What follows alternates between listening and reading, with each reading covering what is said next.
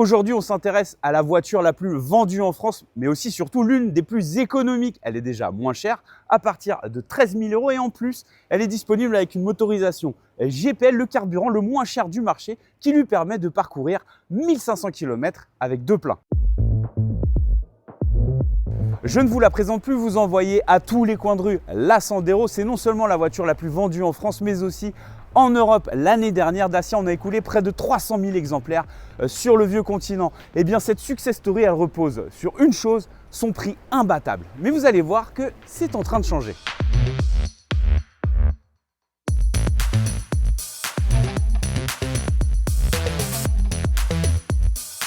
« 13 300 €, c'est le prix de départ de la Sandero. Mais en gros, celle-ci, peu de clients l'achètent. Il se tourne massivement vers cette version, la Stepway, plus cossue, qui s'octroie le privilège des mécaniques les plus puissantes et des technologies les plus avancées. Et à l'occasion de ce restylage, Dacia a fait évoluer tous ses paramètres.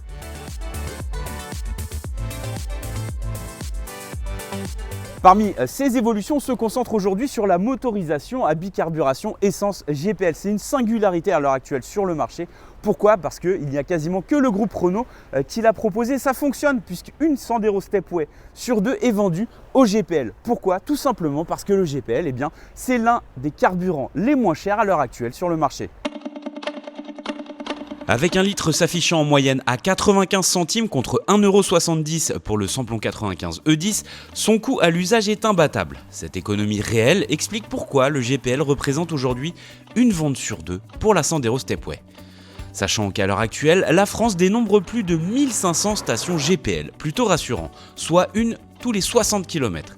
Attention pour les novices, fixer le pistolet sur la valve réclame un peu de dextérité.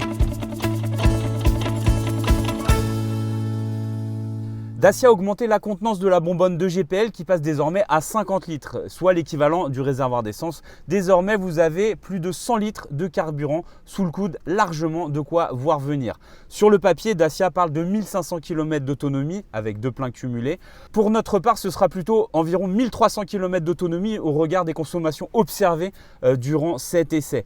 Le système est toujours très simple, vous privilégiez soit l'essence, soit le GPL, et quand la réserve est brûlée, elle passe automatiquement sur l'autre carburant, c'est ultra simple. Et la bonne nouvelle, c'est que Dacia a implanté une jauge, désormais on a de quoi voir venir, et sachant que la majorité des clients roulent au GPL, et effectivement les temps sont durs, ça c'est très pratique.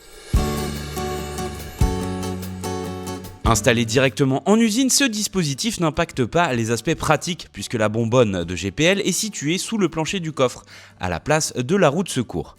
Ce dernier conserve d'ailleurs un beau volume de 328 litres. Enfin, cette bicarburation permet d'abaisser les taux de CO2 et d'amoindrir le montant du malus 2026, pourtant très sévère. Ainsi, comptez une petite pénalité de 230 € au maximum. Le 3 cylindres gagne 20 chevaux, il passe de 100 à 120 chevaux. Ça ne change pas et ça ne bouleverse pas la physionomie de conduite de la Sandero qui est plutôt polyvalente, c'est-à-dire que elle s'avère plutôt douce à l'usage à bas régime et on a une belle plage d'utilisation avec des accélérations et des reprises qui sont assez soutenues, sachant qu'on gagne un couple en plus et pas seulement à un seul passager à bord. Quand on est 4 avec des bagages, des enfants par exemple, franchement c'est satisfaisant, vous ne serez pas beaucoup frustré. Cette motorisation elle est disponible en boîte méca et ça c'est la nouveauté avec une nouvelle boîte automatique à 6 rapports qui renforce vraiment l'agrément de conduite. En ville, elle est douce, fluide, réactive à l'usage. On vous la recommande chaudement.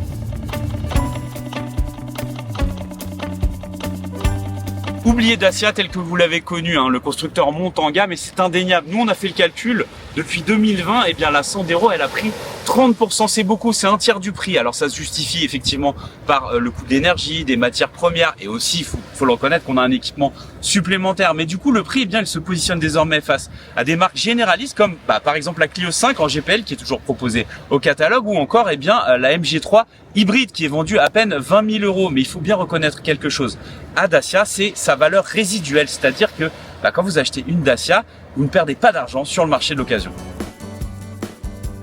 Les tarifs sont plus élevés, certes, mais il faut bien reconnaître que Dacia en donne plus à ses clients. Par exemple, cette version derrière moi qui est full option, le top du catalogue, GPL boîte auto, elle est vendue 20 250 €. Pour ce prix-là, vous disposez tout d'abord des nouveautés à l'occasion de ce restylage, comme par exemple les pixels sur la calandre, le bandeau noir sur les feux arrière, des feux qui sont également nouveaux, et de nouveaux inserts à l'intérieur. Mais surtout, ce qu'il faut retenir, c'est l'arrivée de nouveaux équipements au catalogue, comme par exemple un écran multimédia de 10 pouces, une caméra multivue ou encore des rétroviseurs rabattables électriquement. Et ça s'ajoute à une liste qui est déjà longue comme le bras. Et bien, quand vous regardez le prix auquel est vendue cette voiture et que vous comparez ce que propose la concurrence en face, Dacia est toujours imbattable.